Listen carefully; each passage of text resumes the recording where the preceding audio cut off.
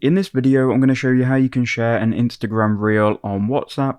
This will share the actual video to your WhatsApp status and not the link. So here's how you would do it. So once you are in Instagram, open up your Reels app, and you've probably already got a reel that you want to share. This is just a random reel that came up day one in Thailand as a tourist. Anyway, to share this actual reel, you want to go to the right hand side and you'll see the like button, you'll see the comment button. Below the comment button, you'll see the paper aeroplane. Click on the paper aeroplane icon, and this will open up this window where you can go ahead and send to people. But if you go to this scroll bar at the bottom, you will see WhatsApp status somewhere. Go ahead and click on WhatsApp status.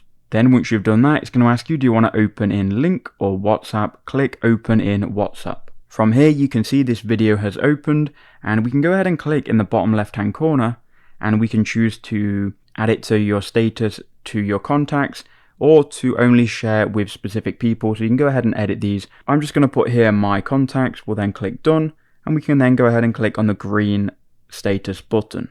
As you can see, the status will be sent to all of your contacts. You can go ahead and then click send, and then WhatsApp wants to open Instagram, click open.